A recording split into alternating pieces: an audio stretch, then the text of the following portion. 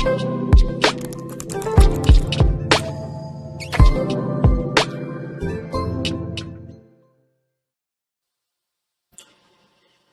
To arts with us.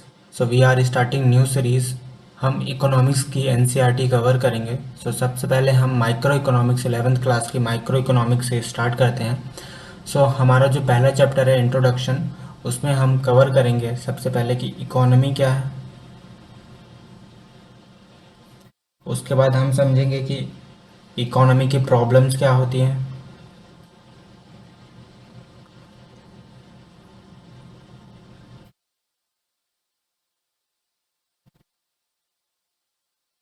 Economy की problems क्या होती हैं। उसके बाद हम समझेंगे कि मार्केट इकोनॉमी क्या है, सेंट्रली प्लान इकोनॉमी क्या है।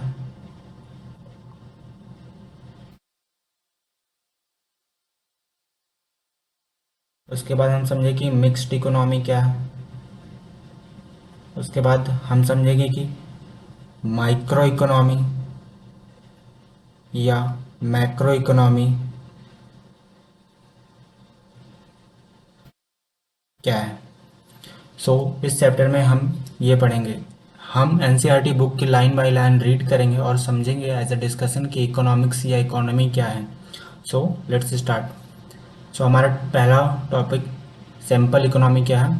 The think of any society, people in society need many goods and services in their everyday life, including foods, clothes, shelter, transport facilities like roads, railway, postal services, and various other services like of teachers and doctors. so कोई भी इंसान या किसी भी society में peoples जो होते हैं उनको गुड्स एंड सर्विसेज की नीड होती है एवरीडे। उनकी एवरीडे लाइफ की जो भी उनकी ज़रूरत होती है उसको पूरी करने के लिए, जैसे फूड, खाना, क्लॉथ, शेल्टर्स, घर में रहने के लिए घर, transport facility, doctors, teachers, postal services and various other things. In fact, the goods and services that any individual needs so large that no individual in society to begin has all the things he needs. ऐसा नहीं है कि एक ही इंसान की सारी needs होती हैं, अलग हर इंसान की अलग अलग नीड्स होती हैं। Every individual has some amount of only few the goods and services that she would like to use. सारी गुड्स एंड सर्विसेज एक ही इंसान यूज़ नहीं कर सकता, हर इंसान की अलग अलग गुड्स एंड सर्विसेज की नीड होती है जो उसे यूज़ करती है।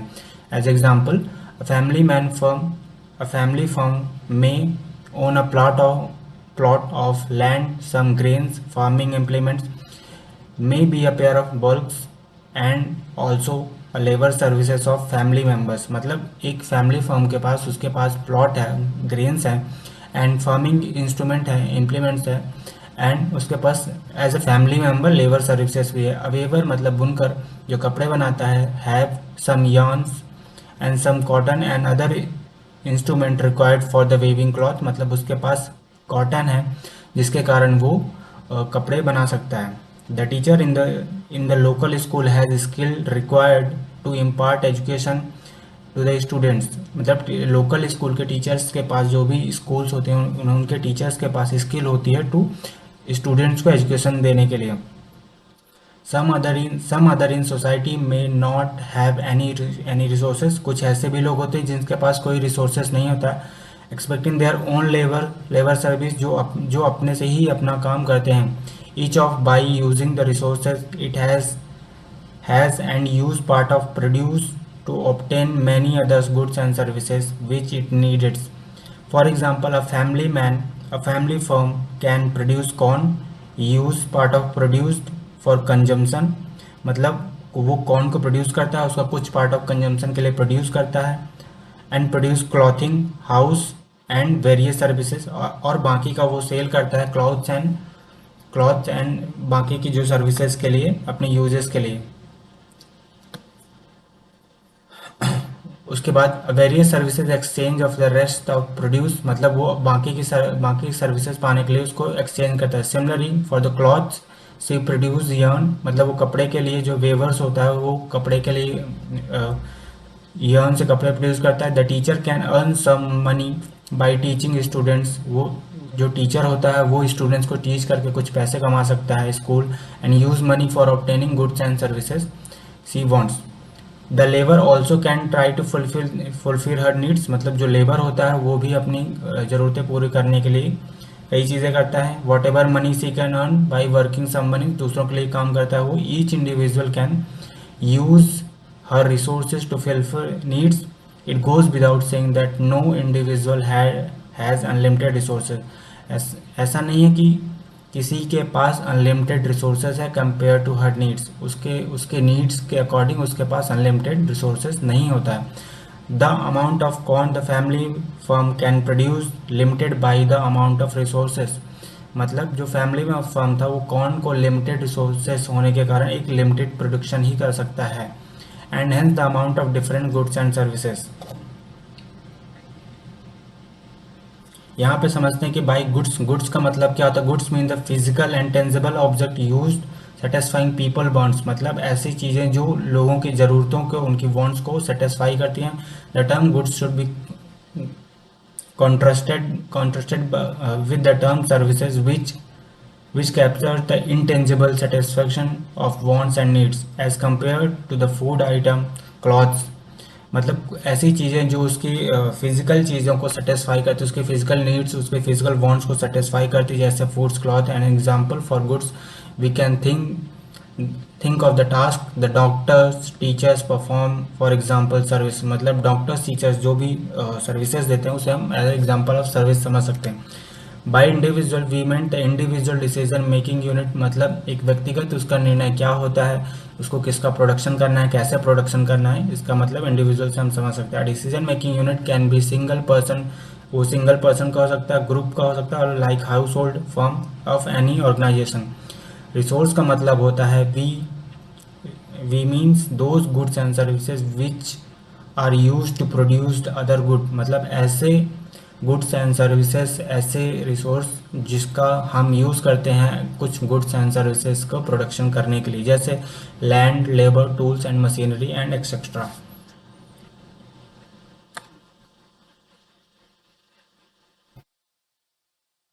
So services that can produced in exchange of corn is also limited. As the result, the family is forced to make choice between different goods and services. मतलब उस family को चॉइस करना पड़ता है कि उसकी नीड्स क्या है, उसके अकॉर्डिंग उसको गुड्स एंड सर्विसेज को चॉइस करना पड़ता है। It can more of goods and services only giving up some amount of other goods and services, मतलब उसको अपनी बाकी की ज़रूरतें, किसी एक ज़रूरत को पूरी करने के लिए बाकी की ज़रूरतों को कंप्रोमाइज़ या गिव अप करना पड़ता है। For example, if the family wants to bigger house it may have to give up their idea of having a few more acres of land, मतलब अगर उस फैमिली को एक बड़ा घर चाहिए तो उसको बाकी की ज़मीन खरीदने के लिए उसको आइडिया ड्रॉप करना पड़ेगा। If it wants more better education for children it may have to give up some of other luxurious life, अपने बच्चों की अच्छी शिक्षा के लिए उसको अपनी जो अदर लग्जीरियस लाइफ की ज़रूरतें हैं उसको गिव अप करना पड़ेगा। The same in some is the case with all others individual society everyone faces scarcity of रोज, मतलब हर इंसान रिसोर्सेज की स्कैरसिटी, मतलब उसकी कम होने की, उसकी लिमिटेड होने की प्रॉब्लम्स को फेस करता है। And therefore has to use limited resources in the best possible way fulfil needs, मतलब रिसोर्सेज कम होने के कारण वो बेस्ट पॉसिबल वे को अपनाता है अपनी नीड्स को पूरी करने के लिए। इन journal every individual in society engaged with the production of some goods and services and she wants to combination of many goods and services not all of which are produced by her, मतलब ऐसा नहीं है कि एक ही इंसान के द्वारा सारी गुड्स एंड सर्विसेज को प्रोड्यूस किया जाता है, वो बेस्ट पॉसिबल कॉम्बिनेशन को अपनाता है गुड्स एंड सर्विसेज को प्रोड्यूस करने के लिए। Needless to say that there has be some compatibility between people in society and collectively want to have and what the produce, मतलब सोसाइटी कलेक्टिबिलिटी डिसाइड करती है कि उसे उसकी नीड्स क्या है, उसके अकॉर्डिंग लोग प्रोडक्शन करते हैं। For example, a total amount of corn produced by family farm along with the other farming units in society must match the total amount of corn people in the society collectively wants to consume, मतलब अगर पूरी society उसे collectively consume करना चाहती है तो लोग corn का, वो फैमिली फार्म कॉर्न का प्रोडक्शन प्रोड्यूस करेगी। If people in society collectively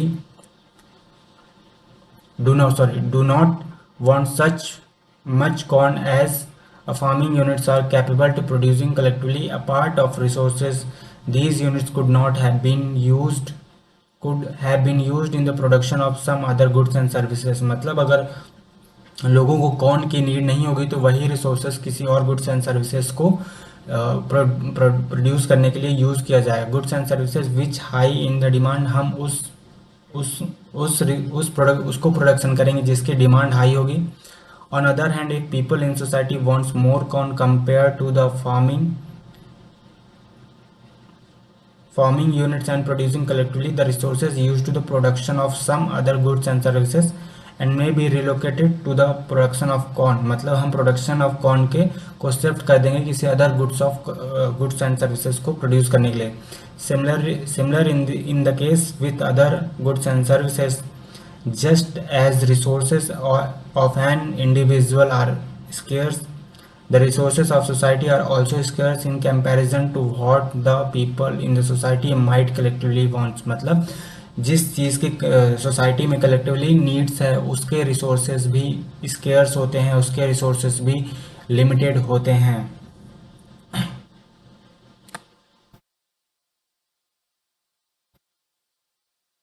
The scarce resources of society have been allocated properly in the production of different goods and services in keeping with the likes and dislike of people and society। मतलब जो भी हमारे पास limited resources है वो हम society के likes and dislike के हिसाब से प्रोडक्शन में यूज़ करेंगे। Any allocation of resources of society would result in the production of particular combination of different goods and services। मतलब जो रिसोर्सेज का अलोकेशन है या जो उसको हम बेस्ट पॉसिबल के हिसाब से यूज़ कर रहे हैं वो रिजल्ट करेगा, उसका रिजल्ट हम particular production of combination goods and services में देख सकते हैं। The goods and services thus produce will have to distribute among the individual of society. The allocation of the limited resources and distribution of the final mix of goods and services are two of the basic economic problem by the society। मतलब resources का distribution for the final goods and services, जो final product होता है उसके लिए कैसे distribution करना है, ये इकोनॉमी की सबसे बड़ी प्रॉब्लम है, ये इकोनॉमी की बेसिक प्रॉब्लम है कि हमें रिसोर्सेज को कैसे डिस्ट्रीब्यूट करना है। In reality any economy is much more complex compare to the society and discuss about. In the light what of we learned about the society, let us now discuss the fundamental concern of the discipline economics, some which we shall study through in this book। मतलब हम आगे पढ़ेंगे कि economic as a discipline fundamental concern क्या होते हैं। So next topic हमारी central plan problems of economy. किसी भी इकोनॉमी या किसी भी अर्थव्यवस्था की जो मेन प्रॉब्लम होती हैं वो क्या होती हैं, कैसे होती हैं। सबसे पहली प्रॉब्लम होती है कि हमें क्या प्रोड्यूस करना है एंड कैसे प्रोड्यूस करना है, एंड उसके बाद होम मतलब हमें किसके लिए प्रोड्यूस करना है। ये तीन प्रॉब्लम होती हैं कि हमें किसी भी चीज़ का अगर प्रोडक्शन करना है तो हमें सबसे पहले जानना पड़ेगा कि सोसाइटी में किसकी नीड है, उसको हम क्या नीड है वो समझेंगे। उसके बाद हमें उसका प्रोडक्शन कैसे करना है, क्या मशीनरी यूज़ करना है, क्या टेक्नोलॉजी यूज़ करना है, क्या रिसोर्सेस यूज़ करना है, ये हम देखेंगे। एंड हूम मतलब सोसाइटी में किसको नीड है, कौन से कंज्यूमर को किस प्रोडक्शन की ज़्यादा नीड होती है, ये किसी भी इकोनॉमी में बेसिक प्रॉब्लम होती है। सो central problems of economy, production, exchange, consumption of goods and services are among the basic activities of life, economic activities of life। production, exchange and consumption of goods and services मतलब goods and services का production, exchange उसका exchange and consumption मतलब consumers goods and services के basic activities economy की basic activity होती हैं। In course these basic economic activities every society has to face scarcity मतलब हर society को रिसोर्सेज की स्कैरसिटी फेस करनी ही पड़ती है। And it is the scarcity of resources that gives rise of problems of choice. ये जो स्कैरसिटी होती है रिसोर्सेज की कमी होने के कारण लोगों को प्रॉब्लम की मतलब चॉइस की प्रॉब्लम आती है। उन्हें रिसोर्सेज को चुनना पड़ता है कि वो किसका प्रोडक्शन करें। The scarce resources of economy have competing uses. In other words, every society has to decide how to use its scarce resources. The problems of economy are very often summarized as follows.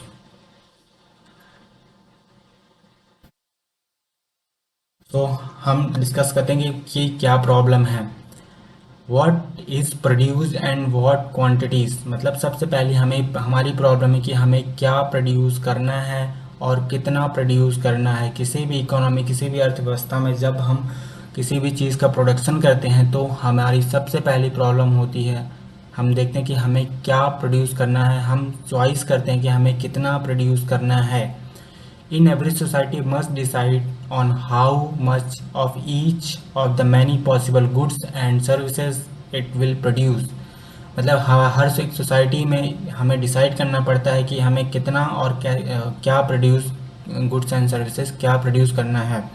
Weather produce more food clothing housing और to have more of luxurious goods, whatever to have more agriculture goods or to have industrial product and services। मतलब हमें देखना पड़ेगा कि लोगों को food की ज़रूरत है, क्लॉथिंग की ज़रूरत है, हाउसिंग की या मोर लग्जरी गुड्स की ज़रूरत है। And what ever have agriculture goods और हैव इंडस्ट्रियल प्रोडक्ट्स, मतलब हमें एग्रीकल्चर गुड्स का प्रोडक्शन करना है या इंडस्ट्रियल प्रोडक्ट्स या एंड सर्विसेज का प्रोडक्ट करना है। What ever the use more resources in the education and health और द यूज़ और resources in building military services. मतलब हमें देखना पड़ता है कि हमें रिसोर्सेज को एजुकेशन में कितना लगाना है, हेल्थ में कितना लगाना है एंड कितना हमें बिल्डिंग मतलब हमें मिलिट्री रिसोर्सेज को बिल्ड करने के लिए कितना रिसोर्सेज यूज़ करना पड़ता है या क्या रिसोर्सेज यूज़ करना पड़ेगा। Whatever to have more basic education और more higher education, whatever to have more consumption goods, to have investment goods like machine and which will boost production and consumption tomorrow. मतलब हमें ये भी देखना पड़ेगा कि हमें क्या इन्वेस्टमेंट और कितना इन्वेस्टमेंट लाइक मशीन में कितना करना है जो हमारे प्रोडक्शन एंड कंजम्पशन को बूस्ट करेगी आने वाले समय पे। And next problem, how are these goods produced, मतलब हमें ये गुड्स कैसे प्रोड्यूस करेंगे ये हमें देखना है। Every society has to decided how much of which of the resources to used the production of each different goods and services। हमें देखना पड़ता है कि हम कितना रिसोर्सेज को किसी भी प्रोडक्शन या गुड्स एंड सर्विसेज को प्रोड्यूस करने पे हम उसका यूज़ करेंगे। Whatever to use more labour और machine which of the available technologies to adopt in the production of each of the goods. So next problem हमारी है, whom are these goods produce, मतलब हमें किसके लिए goods produce करना है। जैसे अगर हम सपोज अगर हम किसी एक्सपेंसिव फ़ोन की अगर हम आईफोन की ही बात करते हैं तो एक फिक्स कैटेगरी ऑफ कंज्यूमर्स के लिए वो फ़ोन बनाया गया है। मतलब उसकी जो paying capacity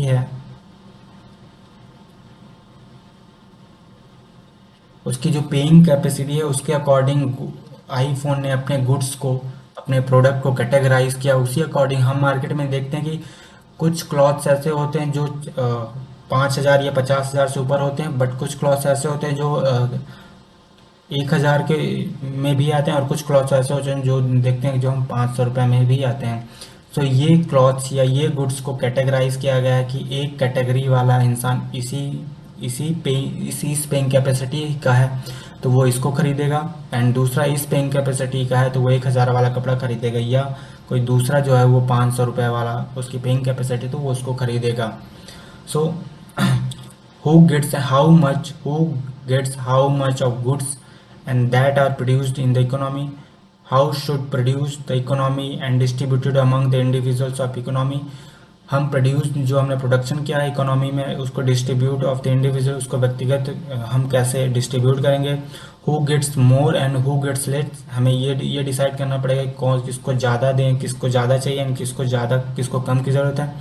what ever or not to ensure the minimum amount of consumption of everyone in the economy, whatever are not elementary education and basic health services, मतलब किसी को बेसिक हेल्थ सर्विसेज भी नहीं मिल रही है और किसी को प्राइवेट हॉस्पिटल में बहुत अच्छी सर्विसेज भी मिल रही है।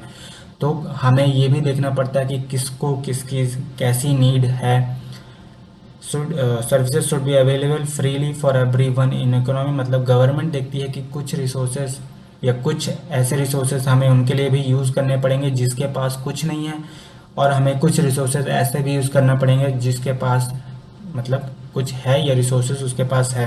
दस every economy faces the problem allocating the scarce resources to production of different possible goods and services, of distributing the production goods and services among of the individual within the economy, मतलब हमें resources का allocation कैसे करना है, कैसे उसको best possible वे में use करना है, किस गुड्स एंड सर्विसेज को यूज़ करना है और कहाँ डिस्ट्रीब्यूट और कितना डिस्ट्रीब्यूट करना है, ये हर एक अर्थव्यवस्था में प्रॉब्लम होती है। The allocation of resources and the distribution of the final goods and services are the central problem of any economy. So हमारा नेक्स्ट टॉपिक है प्रोडक्शन पॉसिबिलिटी फ्रंटियर। इसका मतलब बेसिकली हम समझते हैं कि प्रोडक्शन पॉसिबिलिटी मतलब क्या होता है कि जब हम जैसे हमने गुड ए को प्रोड्यूस किया या गुड बी का प्रोडक्शन करना है, सो जो भी हमारे पास रिसोर्सेस है या जो भी हमारे पास यूनिट्स हैं उसके अकॉर्डिंग जब हम किसी किसी एक रिसोर्सेस की यूनिट दूसरे रिसोर्सेस के यूनिट के प्रोडक्शन में लगाते हैं तो उसे प्रोडक्शन पॉसिबिलिटी कहते हैं। सपोज अगर हमारे पास गुड ए की यूनिट 10 थी और हमें उस टाइम गुड बी की ज़रूरत नहीं थी, तो हमने पूरी यूनिट गुड ए के प्रोडक्शन में लगाया, बट हमने देखा कि मार्केट में गुड बी की भी नीड बढ़ रही है, तो हमने इसका कुछ रिसोर्सेज को सेक्रीफाइस करके हमने गुड बी का प्रोडक्शन बढ़ाया। हमने देखा कि गुड बी के नीड्स जो है वो बढ़ती ही जा रही है मार्केट में, तो हमने इसका रिसोर्सेज और सेक्रीफाइस किया और हमने कहाँ यूज़ किया, गुड बी के प्रोडक्शन में। सो जो ये बेस्ट पॉसिबल वे अपना रहे हैं गुड्स को प्रोड्यूस करने में, उसे ही प्रोडक्शन पॉसिबिलिटी फ्रंटियर कहते हैं। So let's read.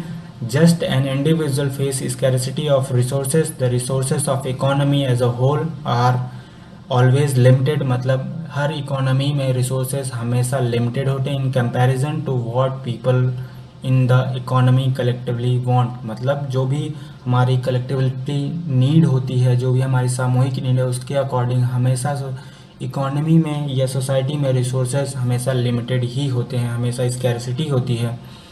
The scarce resources have alternative uses and every society has to decide how much of each of resources to use the production of different goods and services।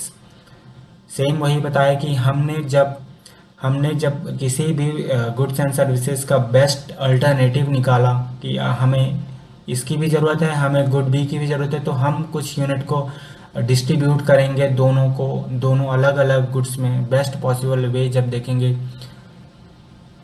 In other words, every society has to determine how allocate its scarce resources to different goods and services. Allocation of the scarce resources of economy gives rise to a particular combination of different goods and services. Particular combination of goods and services मतलब हम जब किसी भी goods and services को produce करें तो हम उसका एक पर्टिकुलर कॉम्बिनेशन देखेंगे कि हमें सोसाइटी में उसकी कितनी नीड है। Given the total amount of resources, it is possible to allocate the resources in many different ways। हमारे पास बहुत से वेज होते हैं कि हम रिसोर्सेज को कैसे डिस्ट्रीब्यूट कर रहे हैं। सपोज अगर हमें उस टाइम गुड ए की ज़रूरत नहीं थी तो हम पूरा का पूरा यूनिट अपना रिसोर्सेज प्रोडक्ट बी को प्रोड्यूस करने में लगा देते हैं। So thereby achieving different mix of all possible goods and services, the collection of possible combinations of goods and services that can be produced from given amount of resources and given stock of technological knowledge is called production possibility set।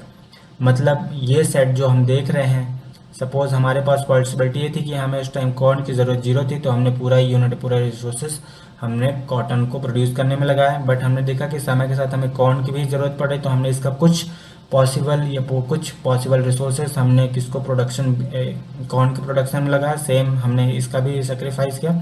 सो ये production possibility set हो गया।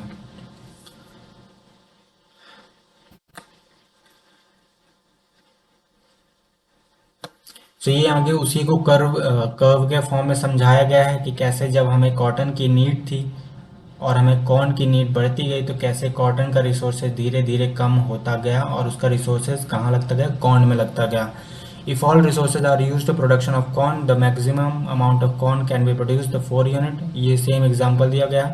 The curve this example of maximum amount of corn can be produced in the economy for given amount of cotton and vice versa. This curve is called production possibility frontier. The production possibility frontier gives the combination of corn and cotton can be produced when the resources of economy are fully utilized. Note the point of laying strictly below the production of possibility frontier represent the combination of corn and cotton। ये same curve को बताया गया है। If the more scarce resources are used to the production of corn and the less the resources available the production of corn and the vice versa, therefore if we want have more one goods we will less of other goods। मतलब हमें किसी एक goods की ज़रूरत है तो हम दूसरे गुड्स से उसके यूनिट को कम करेंगे। Thus there is always cost of having little more of one goods in terms amount of other good। The has of forgiven this is known as the frontier cost of the individual unit of goods। Suppose जैसे अभी हमने समझा था कि good A and good B, जब हमारे पास 10 unit था तो इसकी हमारे पास एक था, मतलब जीरो था हमारे इसकी यूनिट। जब हमारे पास 8 हमारे पास यूनिट हमारे इसकी, तो जितनी यूनिट हम लॉस कर रहे हैं वो हमारी अपॉर्चुनिटी कॉस्ट कहलाएगी। मतलब ये जो यूनिट हम लॉस्ट कर रहे हैं उसे हम अपॉर्चुनिटी कॉस्ट कहेंगे।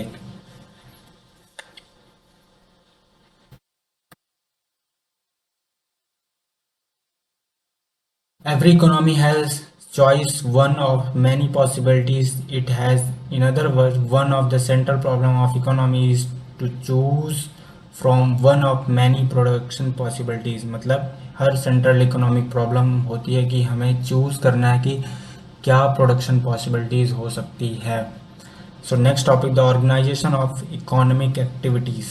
अभी हमने पहले पढ़ा कि इकोनॉमिक एक्टिविटीज़ क्या है, प्रोडक्शन, एक्सचेंज एंड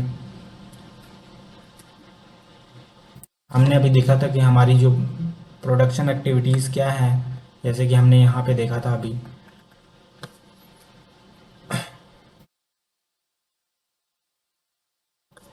हमारी जो production, exchange, consumption, goods and services, ये हमारी इकोनॉमिक एक्टिविटीज़ होती हैं।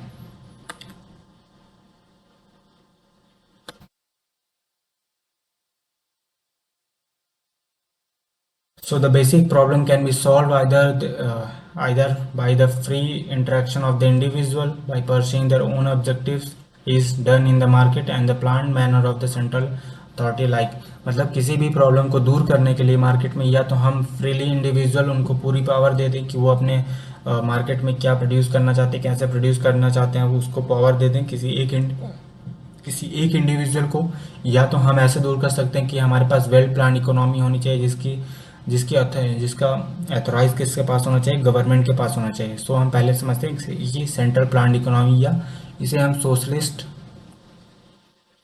इकोनॉमी भी बोलते हैं। In the central plan economy the government और the central authority plans all the important activities in the economic.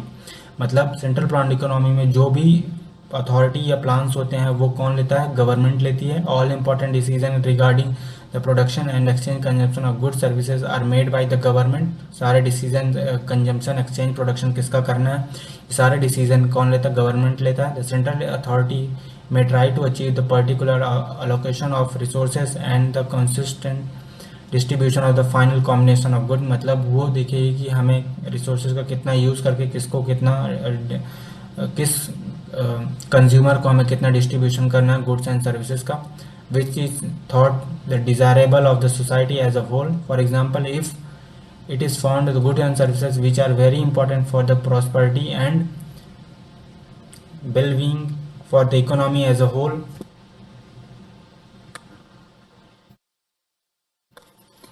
Economy as a whole, education, health services is not produced in adequate amount. मतलब हम अगर देखें कि हमारे देश के development के लिए कितना कहाँ ज़रूरी है, अगर गवर्नमेंट को लगता है कि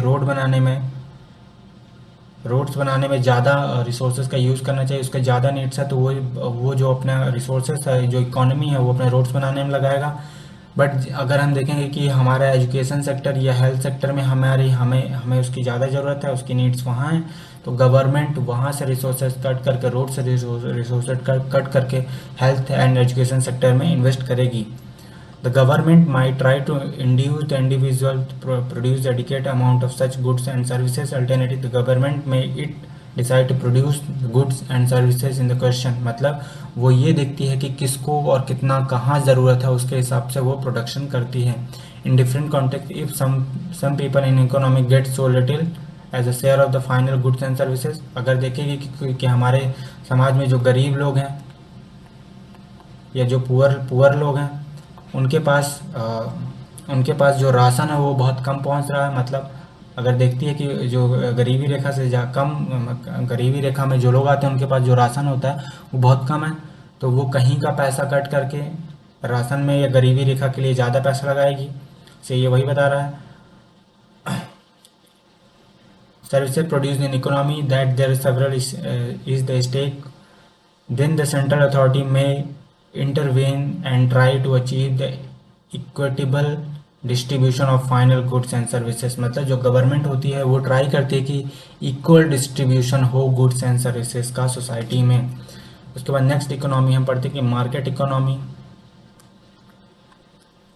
इसे हम प्राइवेट इकोनॉमी भी बोलते हैं या फ्री इकोनॉमी भी बोलते हैं. So in contrast to central economy, in a market economy, all economic activities are organized through the market.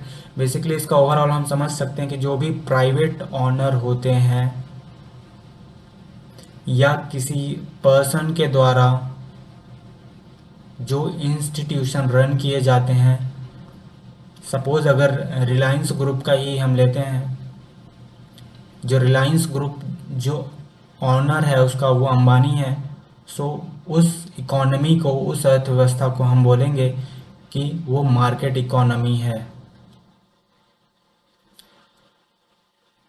Market economy as a study in economic and institution which organise to the free interaction of individual perceiving their respective economy activities.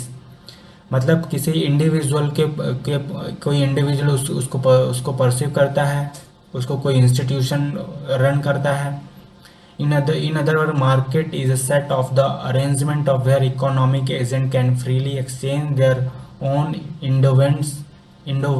इंडोवेंट्स और product with each others. It is important to note the term market is used in economy is quite different from common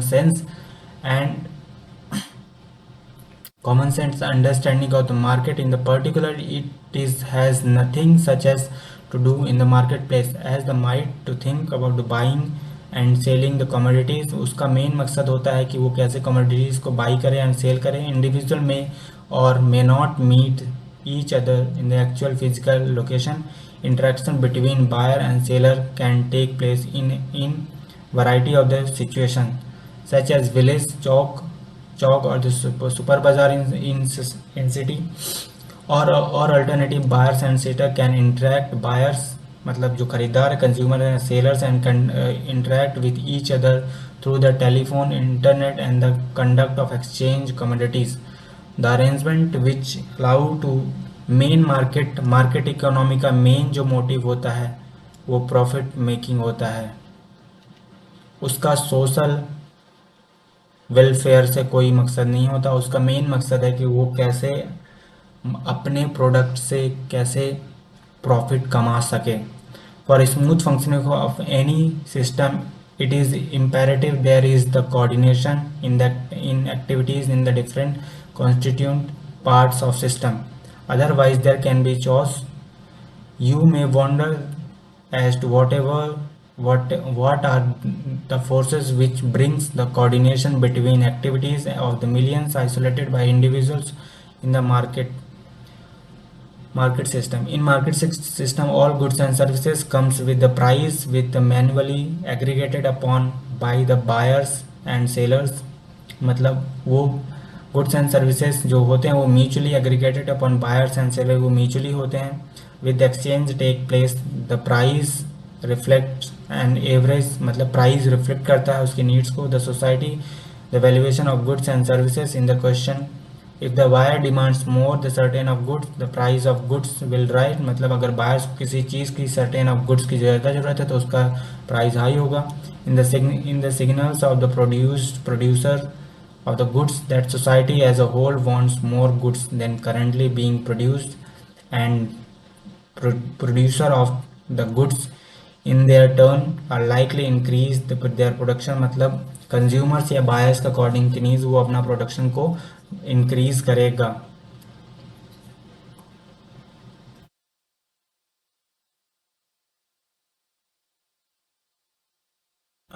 sorry,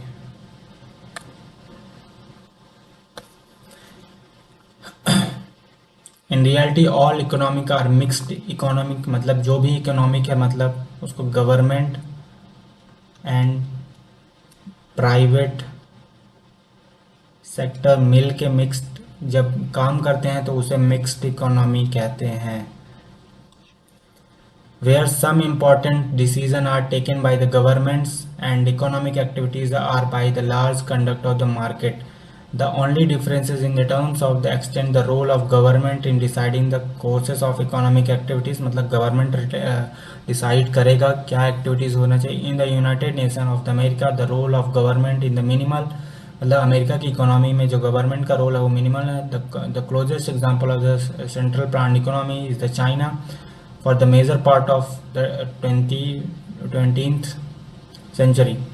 In India, since independence, the government has played the major role in planning economic activities. However, the role of the government in economy has been reduced. मतलब independence के बाद तो पहले जो government थे उसने major role दिखा for planning economic activities में, बट धीरे धीरे जैसे जैसे बढ़ रहा है तो इंडिया में प्राइवेटाइज भी बढ़ रहा है,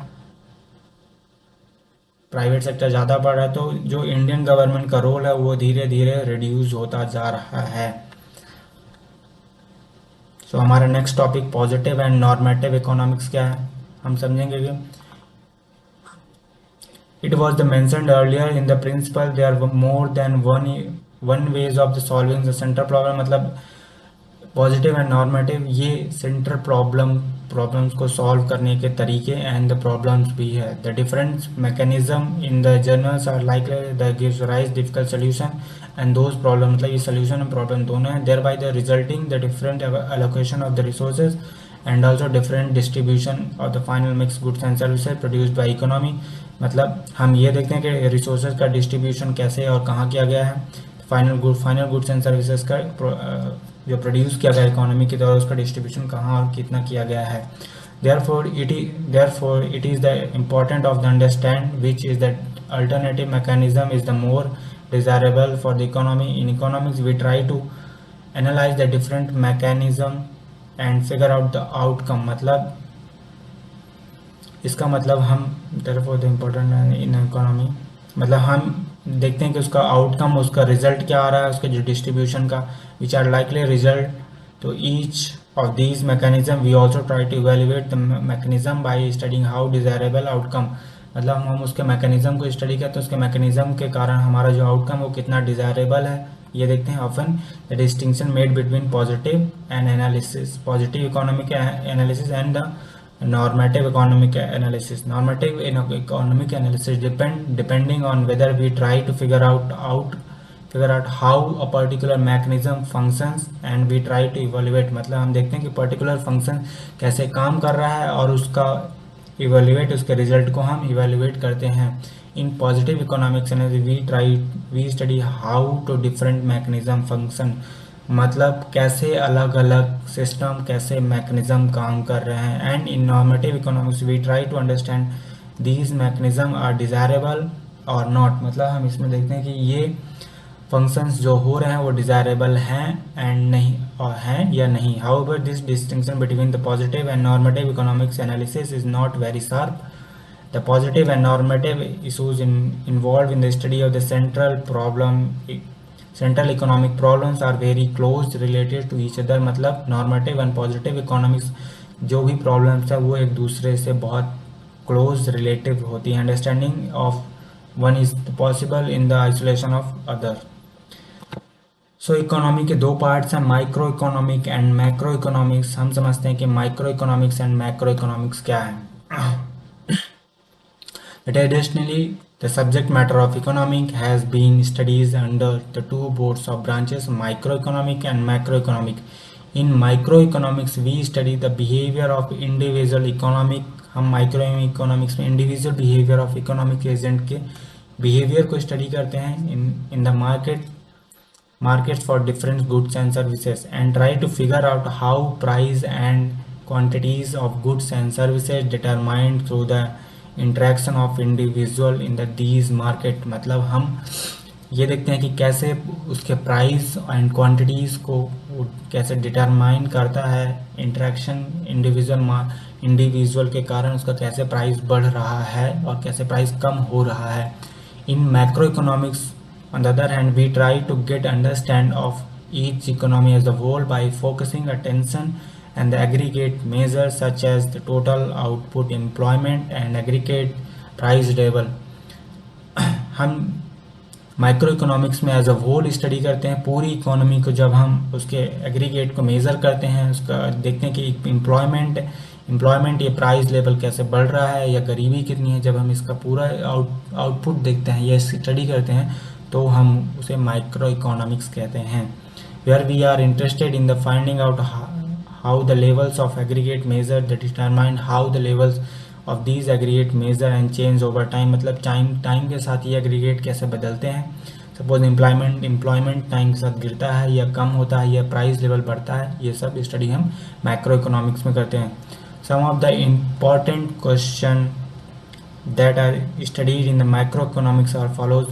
What is the level of total output in the economy and how is the total output determined, how does the total output grows over time. मतलब इकोनॉमी में क्या लेवल का टोटल प्रोडक्शन हो रहा है एंड टोटल आउटपुट क्या determine करता है कैसे हुआ है and how does the total production या टोटल आउटकम ग्रो हो रहा है. Are resources economy the fully employed, क्या हमारे जो रिसोर्सेज ऑफ द इकोनॉमी क्या वो पूरे एम्प्लॉयड हैं and what are the reason behind the unemployment, बेरोज़गारी के क्या रीजंस है, ये सब हम माइक्रो इकोनॉमिक्स में देखते हैं. Thus instant the study of different market as done in the micro economics. In micro we try to study the behaviour of aggregates और macro measures the performance of economy. Micro economics में हम behaviour of aggregate behaviour को study करते हैं and macro में हम performance of economy को देखते हैं. सो हमारा फर्स्ट चैप्टर कंप्लीट होता है. इस चैप्टर में हमने कंजम्पशन को देखा, कैसे कंजम्पशन और प्रोडक्शन को देखा, एक्सचेंज को देखा, स्कैरसिटी ऑफ रिसोर्सेज को देखा, प्रोडक्शन पॉसिबिलिटीज़ को देखा, अपॉर्चुनिटी कास्ट को देखा, मार्केट एंड मार्केट इकोनॉमी को देखा, सेंट्रल प्लान्ड इकोनॉमी क्या है ये देखा, मिक्स्ड इकोनॉमी क्या है ये देखा, पॉजिटिव एनालिसिस क्या है, नॉर्मेटिव एनालिसिस क्या है ये भी देखा, and micro economics and macro economics क्या है. ये एनसीईआरटी के कुछ इम्पॉर्टेंट क्वेश्चन होते हैं जो बहुत इंपॉर्टेंट होते हैं, जो हर जगह काम आते हैं. आप इन क्वेश्चन के प्रॉब्लम्स को सॉल्व करने की कोशिश कीजिए. अगर नहीं होता है तो आप कमेंट सेक्शन में बता सकते हैं कि ये क्वेश्चन नहीं बना है, तो हम उसका सोल्यूशन प्रोवाइड करा देंगे. So thanks and stay tune with arts with us. Next chapter में हम मिलते हैं. थैंक्स।